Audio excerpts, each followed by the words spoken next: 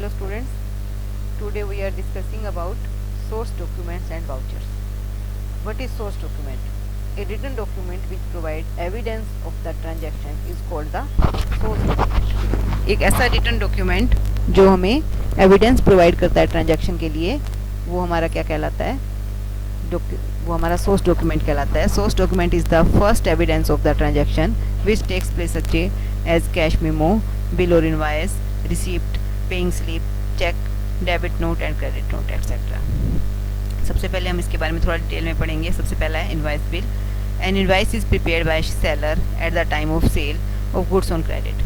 It contain detail such as the good sold, the party to whom goods are sold, sales amount, date etcetera. ये bill कब बनता है? Invoice bill कब बनता है? जब सेलर कोई सामान बेचता है क्रेडिट पर. ठीक है, उधार माल बेचता है तभी बनता है ये.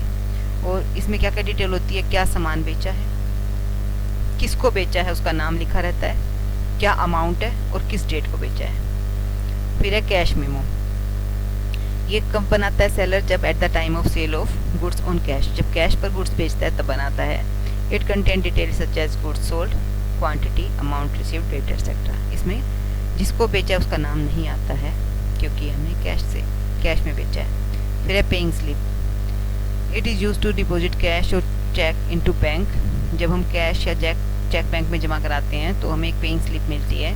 It has a counterfoil which is return to the deposit with the signature of the authorised person. जब हम बैंक में कोई चेक या कैश जमा कराते हैं तो जो चेक कैश हमसे लेता है, डिपॉजिटर होता है, वो एक साइन करके हमें वापस कर देता है. इसको कहते हैं पेइंग स्लिप. एक छोटी सी स्लिप हमें वापस कर देता है. फिर है receipt. It is used when a customer give cash to the business firm. अगर हमने कुछ डेटर्स थे, अब वो हमें पैसा दे के जा रहे हैं, तो कस्टमर हैं वो हमारे, हमें कैश दिया उन्होंने, तो it is an acknowledgement of payment और कैश रिसीव्ड बाई फर्म. तो जब वो पेमेंट करते हैं तो रिसिप्ट भी सिग्नेचर कर देते हैं कि मतलब हम उनसे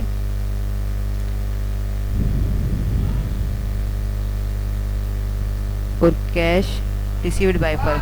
जब कोई फर्म कोई कैश रिसीव करती है तो वो रिसिप्ट पे सिग्नेचर कर देती है, हाँ भाई मैंने ये पैसा रिसीव कर लिया. फिर cheque. A cheque is a order in writing drawn upon a specified banker and payable on demand. Cheque क्या होता है? एक ऑर्डर इन राइटिंग होता है जो किसी बैंकर के लिए होता है और पेएबल ऑन डिमांड, डिमांड पर ही पे करते हैं हम चेक को. फिर है debit note. It is prepared when a buyer return goods to seller और when purchase return transaction is entered in the books of account. It is prepared by the buyer of the goods. जब मान लीजिए हमने किसी से कुछ सामान खरीदा था तो हमने उसको वापस कर दिया, तो परचेज रिटर्न कहते हैं ना इसको. परचेज किया फिर वापस कर दिया तो परचेज रिटर्न कहलाता है. जब हम परचेज रिटर्न की एंट्री करते हैं बुक्स में तो ये प्रिपेयर किया जाता है debit note. It is prepared by the buyer of the goods. फिर है credit note. It is prepared when a seller received goods from buyer. अगर हम मान लो हम सेलर हैं, ठीक है, हमने रिसीव किया है गुड्स को फ्रॉम बायर, तो वो सेल्स रिटर्न भी कह सकते हैं. सेल्स रिटर्न होता है ये. इसकी एंट्री जब बुक्स में की जाती है तो क्या प्रिपेयर किया जाता है? Credit note.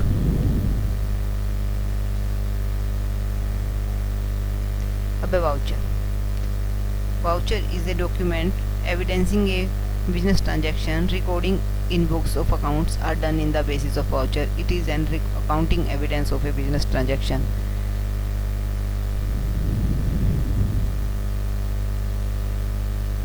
अब जो भी रिकॉर्डिंग की जाती है, जो भी हम ट्रांजैक्शंस करते हैं, वो वाउचर के बेस पर करते हैं, तो अकाउंटिंग एविडेंस माना जाता है इसको बिजनेस ट्रांजैक्शन का. अब वाउचर को हम क्लासीफाई कर रहे हैं.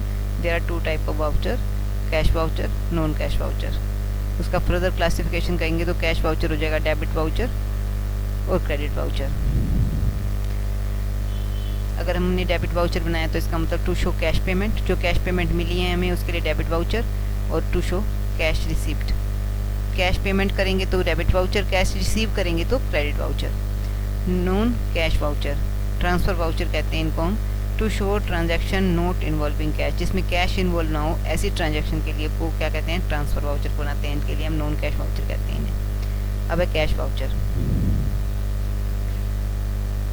Prepare a debit voucher for of XYZ traders 10 Patel Nagar new Delhi from the following information. August 2019 salary paid for the month of July 2019। Wide salary sheet number this. तो सबसे पहले नाम आ जाएगा,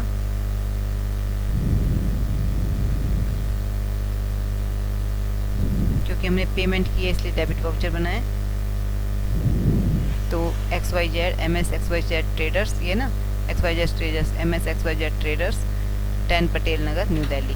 आगे एड्रेस, फिर वाउचर नंबर क्या है ये अपनी मर्जी से आप लिख सकते हो। अगर गिवन नहीं है तो अपनी मर्जी से 1 2 3 4 कुछ भी लिख सकते हो आप। फिर डेबिट में क्या लिखेंगे, सैलरी अकाउंट। हमने क्या करना है, सैलरी पेड किया ना हमने, तो कौन से मंथ के लिए किया है, being salary paid for July 2019 wide salary sheet number 7। ये जो इसमें लिखा हो ना वाइड सैलरी शीट नंबर 7, कितने रुपया था, 15,000। ये आ जाएगा 15,000, टोटल में भी 15,000 आ जाएगा। फिर सिग्नेचर मैनेजर, सिग्नेचर अकाउंटेंट, और यहाँ पर रिसिप्ट लिखी रहेगी। ठीक है, थैंक यू स्टूडेंट्स।